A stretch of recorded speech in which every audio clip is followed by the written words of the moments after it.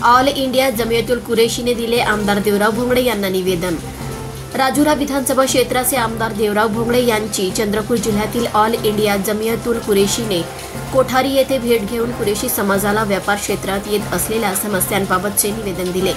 कुरेशी समाजांचा पारंपरिक व्यवसायाबाबत कायदेशीर अडथळे व अन्याय थांबविण्यासाठी शासनस्तरीय त्वरित निर्णय घेण्यासाठी आमदार देवराव भोंगडे यांच्याकडून सकारात्मक कारवाई करण्यात यावी अशी मागणी देखील या प्रसंगी केली। ऑल इंडिया जमियतुल कुरेशीचे अब्दुल रजाक कुरेशी, सय्यद रमजान अली, करीम कुरेशी, अन्सार कुरेशी, जावेद कुरेशी, शफीक कुरेशी, जुम्मा कुरेशी, बिराम कुरेशी, बच्चू कुरेशी, साजिद कुरेशी, जाकिर कुरेशी, तस्लीम कुरेशी, परवेज कुरेशी, जुबेर कुरेशी, बाबू कुरेशी, वसीम कुरेशी, नासिर कुरेशीसह फार मोठ्या संख्येत कुरेशी बांधव उपस्थित होते। जमियतुल कुरेशीने आपल्या निवेदनात सांगले की महाराष्ट्रातील कुरेशी समाज पारंपरिक व कायदेशीररित्या पशु व्यापार, वाहतूक व नियमाप्रमाणे खाण्यास योग्य असलेले तसेच ज्यांच्यावर बंदी नाही अशा जनावरांचे कत्तल व्यवसायात तसेच जनावरांचा खरेदी विक्रीचा व्यवसायात आहे। मात्र अलीकडे विविध ठिकाणी जातीय अत्याचार, बेकायदेशीर FIR, गोरक्षण केंद्रातून जनावरे विक्री व चोरी होणे, पोलीस गोरक्षक कारवाया, व्यापाऱ्यांना अत्यंत त्रास या प्रकारच्या घटनांमध्ये निरंतर वाढ झाली आहे, ज्यामुळे समाजावर आर्थिक, सामाजिक, कायदेशीर व प्रतिष्ठेचा प्रचंड भार येत आहे। तसेच समाजाचा अधिकारावर गदा आणला जात असून आर्थिक, सामाजिक, मानसिक त्रस्त समाजाने या बेकायदेशीर कृत्यांना त्रासाला कंटाळून आपला व्यापार बंद पुकारला आहे। त्यामुळे यातून महाराष्ट्रातील शेतकरी, व्यापारी यांचे मोठ्या प्रमाणात आर्थिक नुकसान होत आहे व झाले आहे। तसेच मास एक्सपोर्टच्या कंपन्यांचे कामकाज बंद पडत आहे। याचा मोठा फटका राज्याच्या तिजोरीला बसत आहे आणि या व्यवसायापासून आपला भारत देश जगात सर्वात जास्त बीफ एक्सपोर्ट करणारा दुसरा क्रमांकाचा देश आहे। परंतु सदरहू समाजावर आजही अन्याय सुरू असून रास्त व कायदेशीर मागण्या पूर्ण नाही झाल्या तर हा समाज खरेदी विक्री करणार नाही, सदरहू कंपन्यांना माल देणार नाही असे निर्णय घेण्यात आले असल्याचे देखील या प्रसंगी सांगण्यात आले।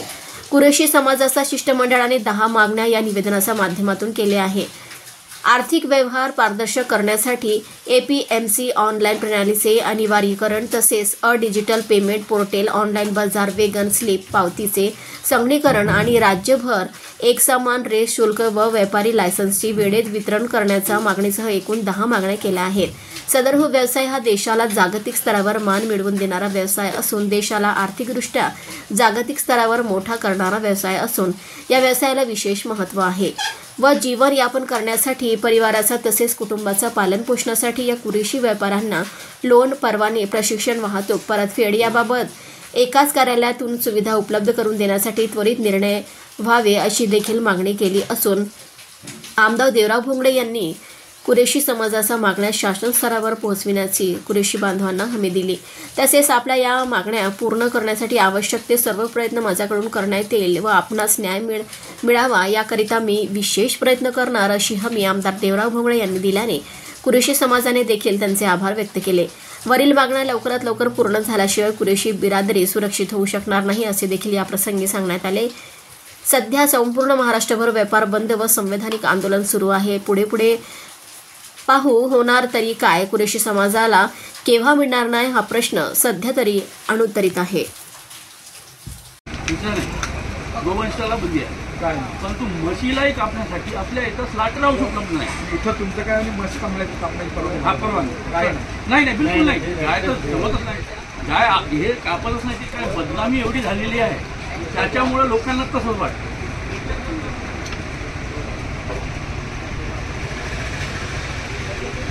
आणि तिथं जे वाहन आहे त्याचे परवाने असतात जनावर आणण्याचे, त्याचे परवाने सुद्धा आपल्या RTO ऑफिसमधून दिले गेले पाहिजे। यासाठी सुद्धा आपण आवश्यक ते निर्णय त्यांना दिले।